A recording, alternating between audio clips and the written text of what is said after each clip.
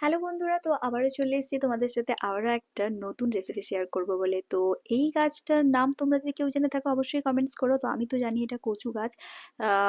এই কচু পাতাটা খুব একটা গোটায় না। আর এই কচু পাতাটা কিন্তু আমি আমার শ্বশুরবাড়িতেই প্রথম দেখলাম, শুনেছি বাট কোনোদিনও খাওয়া হয়নি। তো আজকের এই কচু পাতা দিয়ে কিন্তু একটা দারুণ রেসিপি শেয়ার করছি তোমাদের সাথে। এই দুটো কচু পাতা নিয়ে যাচ্ছি, তো ভালো করে ধুয়ে নেওয়া হচ্ছে। এই রেসিপিটি বানানোর জন্য কচু পাতা তো লাগছেই, এছাড়াও এখানে মশলার মধ্যে নিয়েছি পেঁয়াজ আর রসুন নিলাম, যেটাকে আমি গ্রেটারের সাহায্যে ভাবে গ্রেট করে নিচ্ছি। এবার একটা বড় বাউলের মধ্যে নিয়ে নিচ্ছি পেঁয়াজ বাটা, রসুনটা নিয়ে নিলাম। এবার এর মধ্যে দিয়ে দিচ্ছি 1 বাটি পরিমাণ বেসন, আর দিয়ে দিচ্ছি হাফ বাটি পরিমাণ চালের গুঁড়ো। চালের গুঁড়োটা দিলে কিন্তু মুচমুচে ব্যাপারটা আসে। এবার দিয়ে দিচ্ছি হলুদের গুঁড়ো পরিমাণ মতো, লঙ্কার গুঁড়ো, আর দিয়ে দিচ্ছি লবণ। এবার এর মধ্যে দিয়ে দিচ্ছি পাতিলেবুর রস।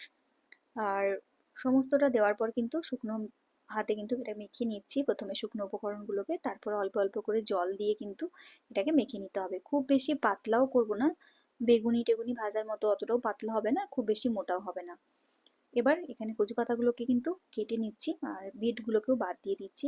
পাতাগুলোকে আমি প্রায় দুভাগে ভাগ করে নিচ্ছি। এবার পাতাগুলোকে ওপরে কিন্তু বানিয়ে নেওয়া বেসন, সাথে চালের গুঁড়ো, রসুন আর পেঁয়াজ বাটার যে মিশ্রণটা ছিল সেটা কিন্তু এইভাবে পাতার গায়ে কিন্তু এইভাবে দিয়ে দিতে হবে। খুব ভালো করে কিন্তু স্প্রেড করে করে দিতে হবে, কোথাও মোটা কোথাও পাতলা এভাবে দেবো না।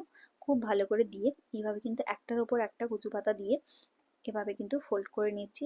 গোল করে নেওয়ার পর যাতে পাতাটা খুলে না যায় সুতো দিয়ে বেঁধে নিলাম। এবার একটা কড়াইয়ের মধ্যে জল গরম বসিয়ে দিয়েছিলাম, একটা স্ট্যান্ড দিয়ে দিলাম, আর বানিয়ে রাখা এই কচু পাতার রোলটা কিন্তু দিয়ে দেবো। তারপর 5 থেকে 7 মিনিট এটাকে ভাপিয়ে নেবো, এতে করে পাতাটাও প্রায় সেদ্ধ হয়ে যাবে, আর এদিকে ভেতরে থাকা বেসনটাও কিন্তু অনেকটা সেদ্ধ হয়ে যাবে। ঢাকনাটা খুলে এটাকে নামিয়ে নিচ্ছি গ্যাসের ফ্লেমটা অফ করে। এবার এটা ঠান্ডা হয়ে গেলে এর মধ্যে সুতোটাও খুলে নিচ্ছি, আর এই পাতাগুলোকে কিন্তু এইবার কেটে নেব। দেখতে কিন্তু ভীষণ ভালো লাগে, আর রেসিপিটা একটুখানি মনে হতে পারে যে খুব বেশি হ্যাপা হয়ে যাচ্ছে, বাট একবার টেস্ট করলে কিন্তু ভীষণ ভালো লাগবে। প্রথমবার করলে মনে হতে পারে যে অনেকটা চাপ মনে হচ্ছে, বাট একবার টেস্ট করে দেখতে পারো, একটু অন্যরকম, খেতে ভীষণ ভালো। এইভাবে কিন্তু কেটে নিচ্ছি রোল রোল করে। তো দেখতেই পাচ্ছ দেখতে কতটা সুন্দর লাগছে পাতাগুলো। এবার এটাকে কিন্তু ভেজে নেব। কড়াইয়ের মধ্যে দিয়ে দিচ্ছি সাদা তেল। এবার এটাকে এক এক করে কিন্তু তেলের মধ্যে আমি দিয়ে দিচ্ছি।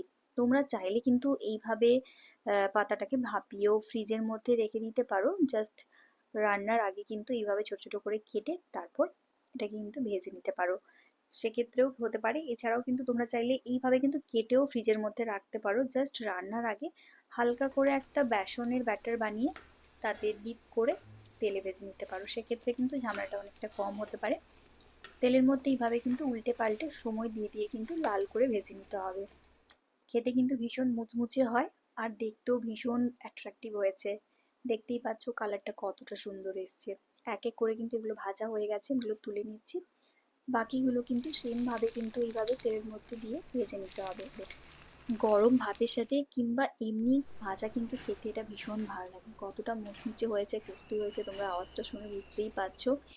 এমনি কিন্তু অনায়াসে খালি মুখে এক দুটো তো খাওয়া যেতেই পারে, খেতেও ভীষণ ভালো হয়। এই পাতাটা কিন্তু একদমই গোটা না, যদিও পাতা কোটায় সেক্ষেত্রে কিন্তু একটু লেবু রস দিয়ে দিলে কিন্তু পাতাটা কোটাবেও না। যেহেতু এটাকে প্রসেস করে বানানো হচ্ছে, প্রথমে এটাকে ভাপিয়ে নেওয়া হচ্ছে তারপর ভেজে নেওয়া হচ্ছে, সেক্ষেত্রে কিন্তু এটা কোটানোর ভয়ও থাকে না। খেতে ভীষণ টেস্টি হয়েছিল। গরম ভাতের সাথে খাওয়ার আগে কিন্তু দুপুরবেলা খাওয়ার আগে কিন্তু সবাইকে টেস্ট করালাম, আর সবারই কিন্তু ভীষণই পছন্দ হয়েছে। তোমরাও একবার হলেও বানিও।